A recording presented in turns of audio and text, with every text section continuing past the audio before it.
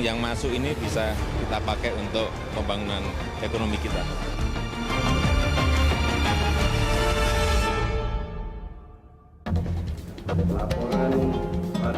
28 Juni 2016 akan dikenang sebagai momen penting dalam sejarah perpajakan di tanah air.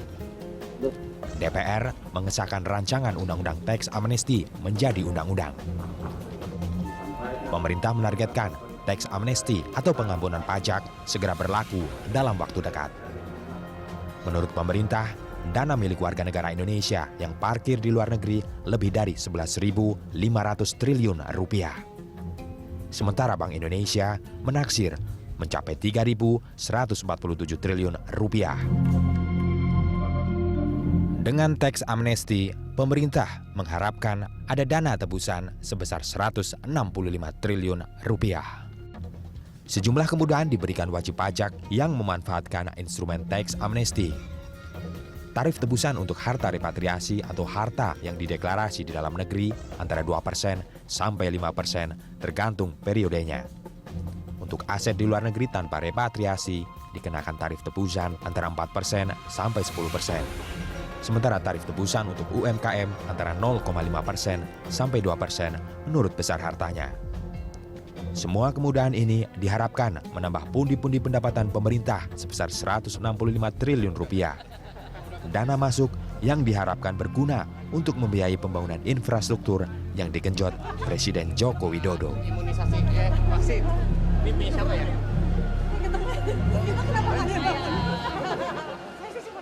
The Headlines kali ini mengangkat topik setelah teks amnesti gol. Dan untuk membahasnya kami telah mengundang Eva Kusuma Sundari, anggota Komisi 11 DPR. Lalu ada Hestu Yoga Saksama, Direktur Penyuluhan Pelayanan dan Hubungan Masyarakat Direktorat Jenderal Pajak. Kemudian di sebelah kiri saya ada Pak Haryadi Sukamdhani, Ketua Umum Apindo, dan ada Bang Don, pemimpin redaksi Berita 1 News Channel. Mbak Eva, selamat datang. Pak Yoga, Pak Haryadi, Bang Don, terima kasih sudah hadir di The Headlines. Dan ini teks amnesti akhirnya gol. Ya, akhirnya gol. 165 triliun dana tebusan yang diperkirakan akan didapat pemerintah, belum lagi dana yang masuk untuk mendorong perekonomian, begitu kabarnya. Soal angka-angka mungkin mereka bertiga lebih paham. Tapi yang menarik untuk saya bahwa akhirnya gol dan golnya gol mudah.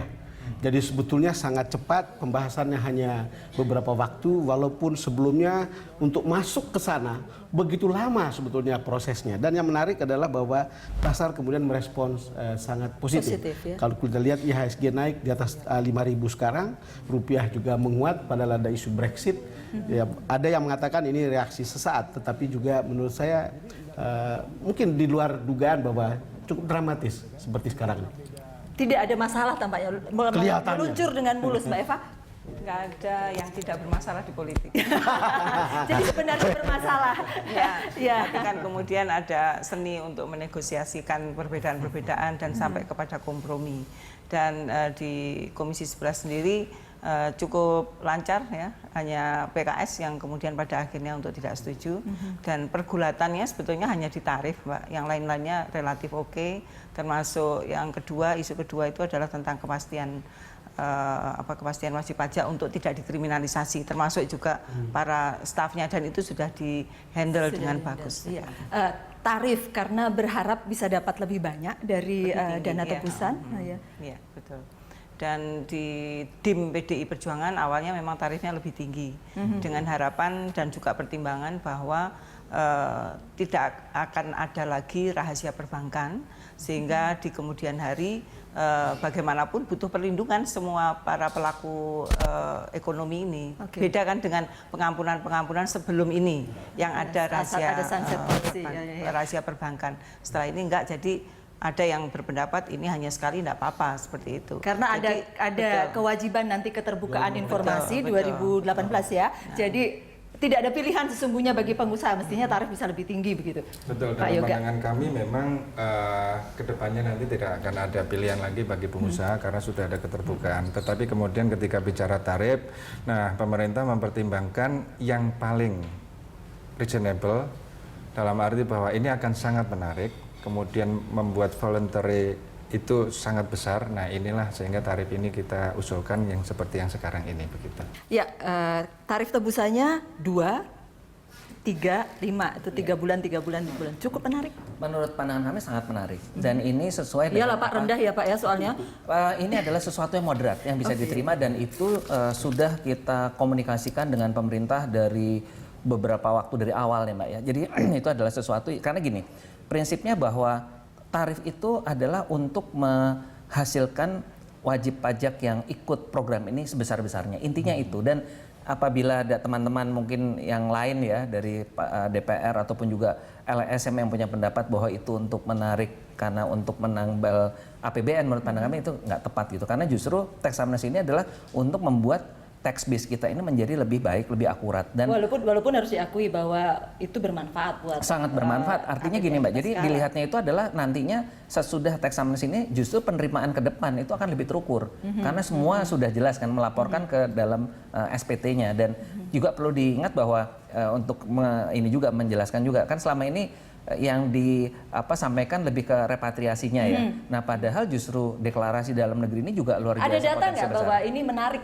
berapa banyak sekali pengusaha yang tertarik untuk mengikuti program? Jadi kalau dari Apindo kami kira-kira akhir tahun sampai dengan awal tahun lalu kita melemparkan 10.000 form untuk responden anggota kami dan kembali ke kita itu 3.000 responden dan mereka menyampaikan bahwa untuk repatriasi dan deklarasi itu akan mencapai kira-kira sekitar 2.000 triliun.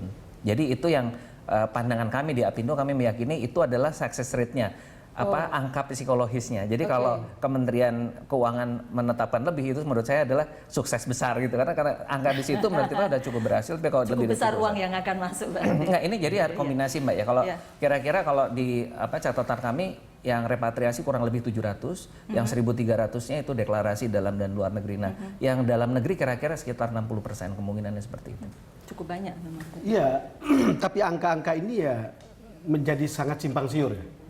Jadi kalau kita dengar Menteri Keuangan bilang berapa triliun, kemudian kalau dari DPR berapa, dari pemerintah, dari BI berapa, lalu kemudian perkiraan Mas Haryadi tadi berapa. Ini memang menimbulkan persoalan. Ya setidak-tidaknya sebagai awam kita akan melihat mana sih angka yang benar. Karena kemudian, memang kalau masalah angka nggak ada yang bisa memastikan. Karena belum kejadian, karena perkiraan ya. Karena problemnya itu kan ketika mengatakan untuk APBNP ini 165 triliun, itu juga menjadi pertanyaan. Apakah penetapan ini adalah sesuatu yang kredibel juga? Kira-kira gitu untuk yang sekarang dibicarakan. Ada nggak hitung-hitungannya di pembahasan di DPR waktu itu? Concern kami sebagai pengawas adalah bagaimana memastikan semua skenario itu berjalan, Mbak. Dan syaratnya agar supaya tax amnesty itu efektif 2 ya. Permen cepat keluar supaya bisa kanalisasi ya. Dan semua yang menjadi kepastian hukumnya juga terjamin. Kemudian yang kedua sosialisasi seluas-luasnya. Kalau tanpa 2 ini, Mbak, duit berapapun tadi dengan berbagai versi angka pun itu nggak akan nongol gitu. Jadi kita maunya di dalam APBNP DJP dikasih duit yang cukup untuk melakukan outreach seluas-luasnya. Dan kemarin saya lihat sudah ada yang berangkat ya Mas Prastowo ke Singapura dan Thailand ya Mas ya kalau nggak salah. Nah itu contohnya seperti itu. Tapi yang pasti syarat agar efektif berapapun angkanya harus segera dilakukan. Oke, iya. Ada permen, ada sosialisasi. Apa yang dikerjakan Dirjen Pajak? Baik, jadi memang undang-undang ini kan tadi baru di launching, dicanangkan oleh Presiden. Ya. Kemudian kemungkinan terbesar untuk diundangkan itu setelah Lebaran. Nah dalam proses itu kemudian kami sedang sekuat mungkin menyiapkan infrastrukturnya, termasuk regulasinya, permennya, sistem prosedur segala macamnya. Itu selesai? Ya kira-kira mungkin nggak lama setelah itu, sehari 2 hari dari setelah Lebaran itu semuanya. Saya membayangkan tadinya soalnya mestinya udah disiapin gitu ya. Sudah, semuanya sudah disiapin, tetapi kan kemarin di pembahasan di Panja itu kan sangat dinamis. Hal-hal yang sudah disiapkan semuanya kemudian ada berubah segala macam sehingga ini perlu penyesuaian di regulasi segala macamnya. Oke. Sosialisasi. Sosialisasi sudah siap kami lakukan. Ya salah satunya seperti itu. Kemarin pun beberapa hari terakhir ini Pak Menteri ada forum-forum dengan perbankan segala macam sudah berjalan. Tetapi kami pun akan lakukan itu secara masif nanti setelah Lebaran. Nah, yang paling penting kan semuanya harus base pada data. Jadi pada saat sosialisasi pun harus kepada potensial targeted group. Jangan ke sosialisasi ke aku nggak punya duit gitu loh maksudnya.